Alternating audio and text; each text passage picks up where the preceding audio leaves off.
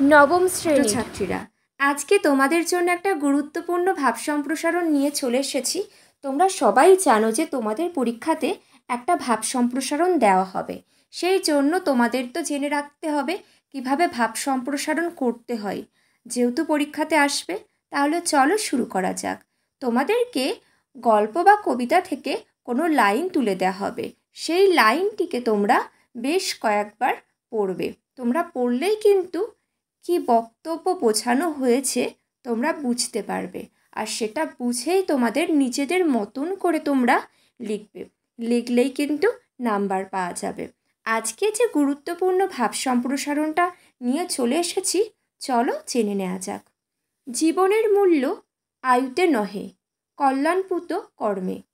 এটার মধ্য দিয়ে কি বোঝানো হয়েছে তোমরাও বুঝতে পারছো যে মানুষের জীবনের মূল্য আয়ুতে নয়, কত বছর বেঁচে আছে তাতে নয়, মানুষ কি ভালো কাজ করেছে সেই কাজের মধ্য দিয়ে সেই মানুষের মূল্য বিচার করা হয়। অর্থাৎ তোমরা ভালোভাবেই জানো আমরা নেতাজি সুভাষচন্দ্র বসুকে মনে রেখেছি কেন? তার ভালো কাজের জন্য। স্বামী বিবেকানন্দকেও আমরা মনে রেখেছি কিসের জন্য? ভালো কাজের জন্য। তাহলে এই জীবনের মূল্য ভালো কাজ, ভালো কাজের মধ্য দিয়ে মানুষ মানুষকে মনে রাখে।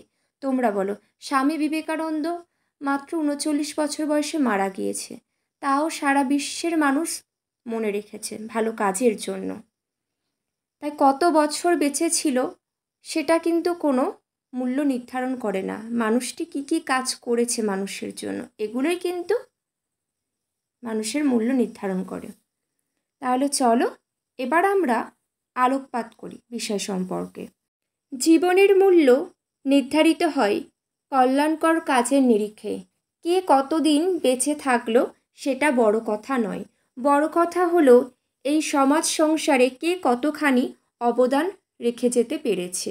স্বামী বিবেকানন্দ মাত্র 39 বছর বেঁচে ছিলেন। ইংরেজ কবি পিবি শেলির মৃত্যু হয় মাত্র 30 বছর বয়সে। জন কিটসের আয়ুষ্কাল আরও কম, মাত্র 26 বছর। সময়ের হিসেবে এই জীবন স্বল্পস্থায়ী হলেও অবদান কিন্তু অনেক মহামূল্যবান। কল্যাণ কর্মের জন্যই মানুষ এদেরকে মনে রেখেছে। মানুষের জীবন সার্থক হয়ে ওঠে। আত্মকেন্দ্রিক মানুষের জীবন, আমরা কি দেখি আত্মকেন্দ্রিক মানুষের জীবনে এই সার্থকতা নেই, আছে শুধু বেঁচে থাকা। কিন্তু কেবল বেঁচে থাকার জন্য যে জীবন অতিবাহিত হয়, সেই জীবন যত দীর্ঘই হোক তা কখনোই মূল্যবান বলে বিবেচিত হতে পারে না। তাই প্রত্যেকেরই উচিত জনকল্যাণমূলক কাজে নিজেকে যুক্ত করা। আশা করছি তোমরা বুঝতে পেরেছো। কারোর কোনো বক্তব্য থাকলে অবশ্যই তোমরা জানাবে। আজ এখানেই শেষ করলাম।